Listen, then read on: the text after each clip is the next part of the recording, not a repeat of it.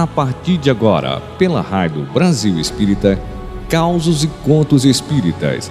Apresentação Roberta Zagueto.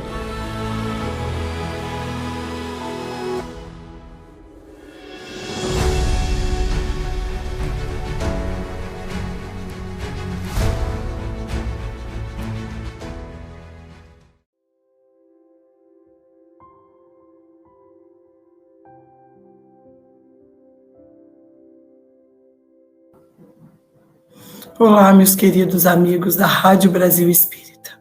Esse farol de luz a nos iluminar as consciências e consolar os corações. Mais uma sexta-feira, mais um Causos e Contos Espíritas. O mês de setembro traz uma reflexão muito importante.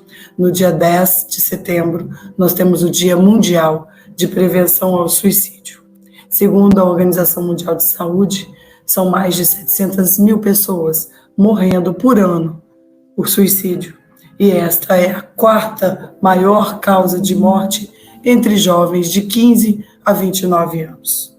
A Organização Mundial de Saúde também alerta que, pelo advento da pandemia de Covid-19, nós temos um agravamento dos fatores de risco e 90% dos casos são preveníveis. É importante mencionar também que o Centro de Valorização da Vida, o CVV, atende 24 horas por dia, disponibilizando especialistas para apoiar nos momentos de crise. Você pode acessar através do número 188 ou através do chat do portal www.cvv.org.br. O caso de hoje é um importante relato, um emocionante relato de Divaldo Franco. Aqui está no livro O Semeador de Estrelas, de autoria da querida Sueli Caldas Schubert.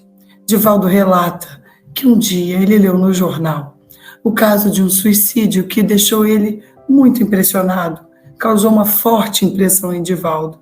Um homem, um senhor, um operário modesto, que tinha 10 filhos, se jogou sob as rodas de um trem. E Divaldo disse que o jornal fez um estardalhaço muito grande em cima daquela tragédia. Aquilo mexeu muito com o Divaldo e ele colocou o nome daquele irmão numa cadernetinha que ele tem, onde ele anota o nome das pessoas para quem ele vai fazer preces. E esse, então, entrou na sua lista de pessoas para quem ele faz as preces nas madrugadas, na beirada da sua janela. Ele conta, então, que dava uma de advogado por aquele irmão. E sempre falava: meu Jesus, quem se mata não está com juízo no lugar. Isso é uma expressão que a mãe do Divaldo usava muito. Ele vai ver que nem queria se matar, foram as circunstâncias. Ele orava, pedia, dedicava pelo menos 5 minutos para aquele irmão, apesar de ter uma lista grande de pessoas para fazer as suas orações. Um dia, passado algum tempo, Divaldo teve um problema muito sério, que deixou ele muito angustiado, muito amargurado. E ele, então, um dia chegou nessa beirada dessa janela e não conseguia nem fazer suas orações. Ele só conseguia chorar. Neste momento, entra um espírito e pergunta a Divaldo: por que você está chorando?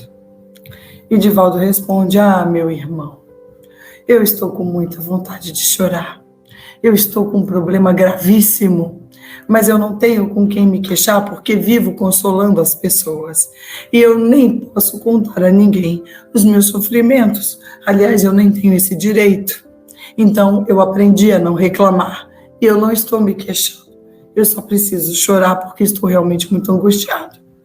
O espírito retruca: Divaldo, e se eu te pedir para não chorar, o que você fará? E Divaldo responde: hoje nem me peça isso. Hoje é o único dia que eu consegui fazer isso. É o único dia que eu consegui chorar. Então, por favor, me deixa chorar. E esse espírito então diz: Divaldo, se você chorar, eu vou chorar também e vou chorar muito. E Divaldo então pergunta: mas por que você vai chorar? E aí o espírito começa a relatar Divaldo, eu gosto muito de você. Eu amo você.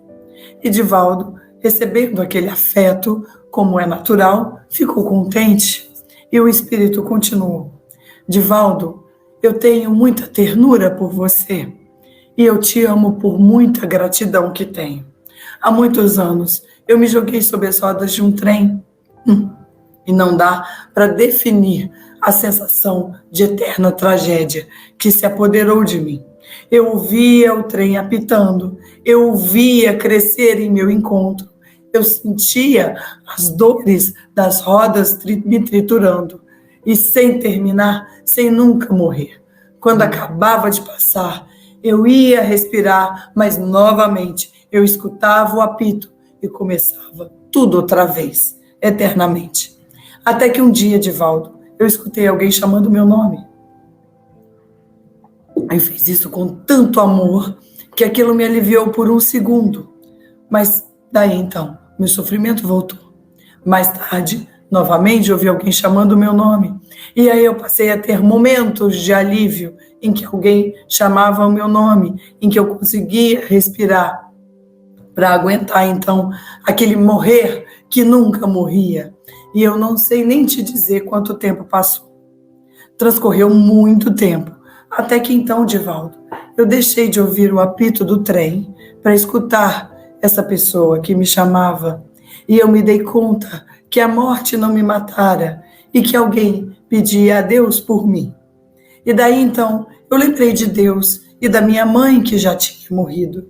E eu comecei a refletir que eu não tinha o direito de ter feito aquilo. Passei então a ouvir alguém me dizendo: ele não fez por mal, ele não quis matar-se. Até que um dia uma força muito grande me atraiu e eu vi você aí na sua janela chamando por mim. E eu perguntei: meu Deus, quem é ele? Quem está pedindo a Deus por mim com tanto carinho e com tanta misericórdia? E a minha mãe surgiu para mim e me esclareceu: é uma alma que ora pelos desgraçados. E aquilo me comoveu muito, Divaldo. Eu chorei muito. E a partir daí, eu vim aqui todos os dias, sempre que você me chamava pelo nome. O Divaldo alerta que ele não via esse espírito, porque eles estavam em faixas vibratórias diferentes. Então, esse espírito diz que tomou consciência total e prosseguiu. Então, percebeu, que já tinham sido passados 14 anos. 14 anos já tinham se passado. E aí ele lembrou da sua família e foi até a casa dele e encontrou a esposa blasfemando, injuriando. Aquele desgraçado nos abandonou, nos reduziu à mais terrível miséria. A minha filha hoje é uma perdida porque não teve comida e nem paz e foi vender-se para tê-los. O meu filho é um bandido porque teve um pai egoísta que se matou para não enfrentar a responsabilidade e nos deixou nesse estado lastimável. E ele conta a Divaldo que sentiu o ódio da mulher contra ele. E aí então ele foi atraído até a filha num desses lugares miseráveis onde ela estava exposta como uma mercadoria e foi então também visitar o filho na cadeia. E aí, Divaldo, ele disse emocionado: eu comecei a somar as dores físicas, também as dores morais, dos danos que o meu suicídio, então, trouxe para todas aquelas pessoas. Porque o suicida, ele não responde somente pelo seu gesto de autodestruição, mas ele responde também pela onda de efeitos que decorrem do seu ato insensato, sendo tudo isso lançado no seu débito na lei de responsabilidade. Além do mais, ninguém orava para mim, além de você, Divaldo. Ninguém tinha dó de mim, só você, um estranho. Então hoje que você está sofrendo, eu venho aqui te pedir em nome de todos nós, os infelizes, não sofra. Porque se você se entristecer, o que será de nós, que somos permanentemente tristes?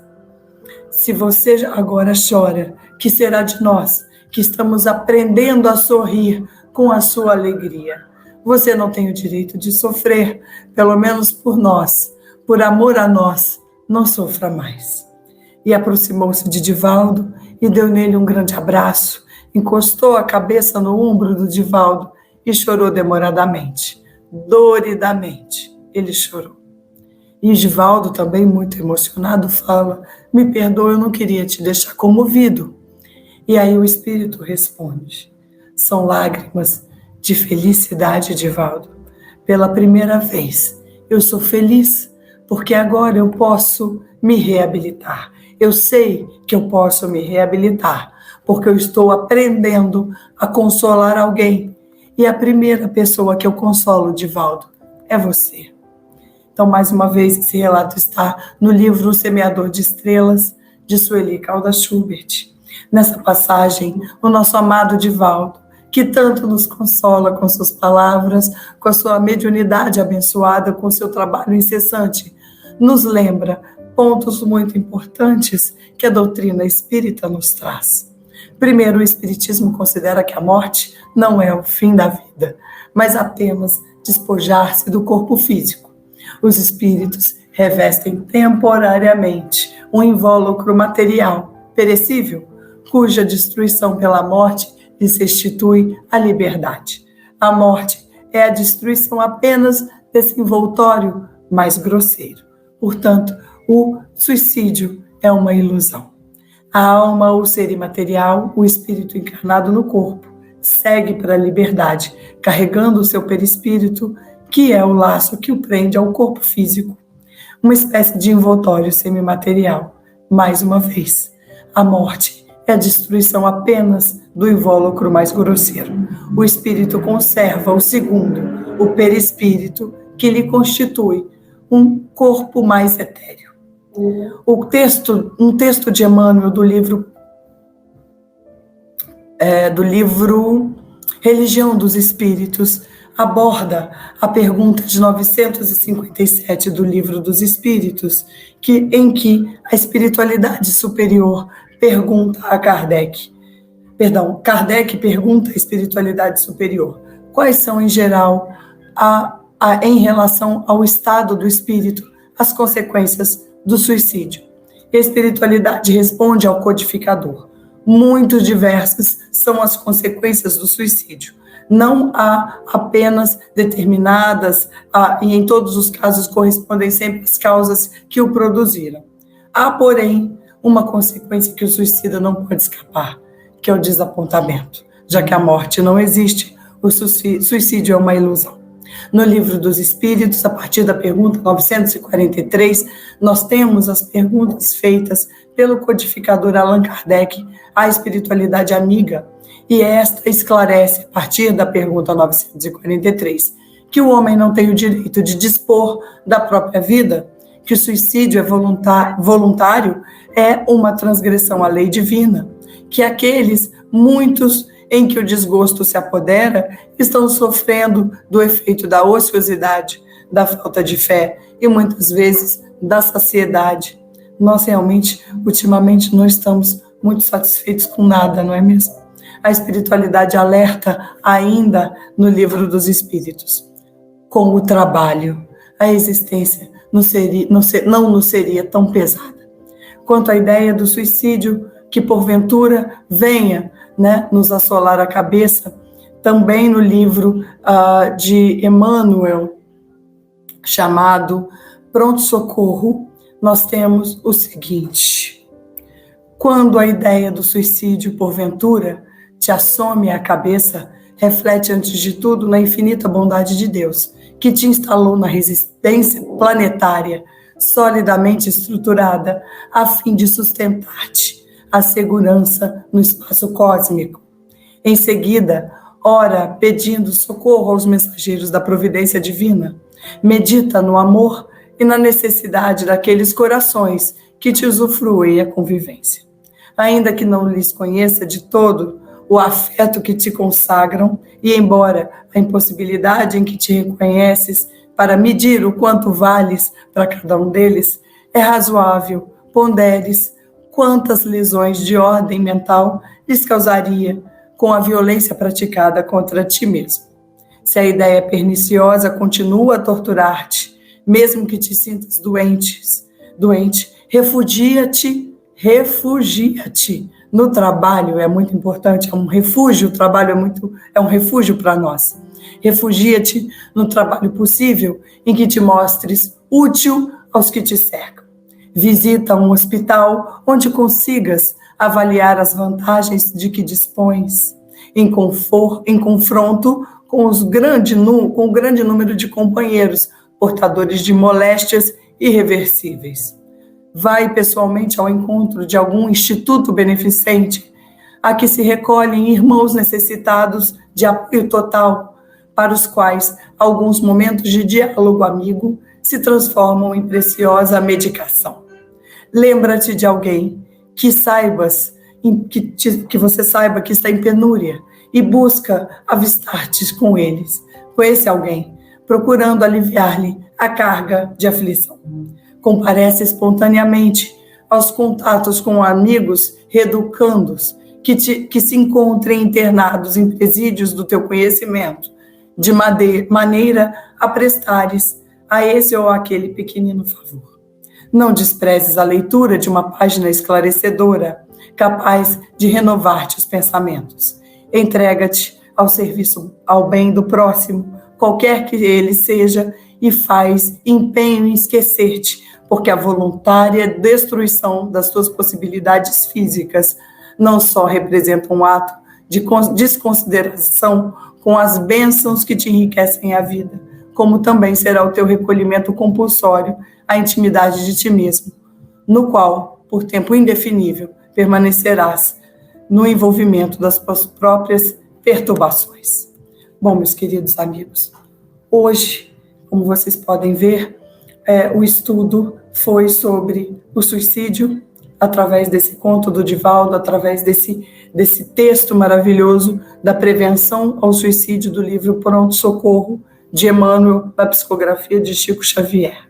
Desculpem pela voz, realmente a minha garganta está bem ruim, mas foi uma alegria estar aqui para esse momento de reflexão. Muito obrigado, que Jesus os abençoe a todos. Até a próxima sexta-feira no Causos e Contos Espíritas. Paz e bem.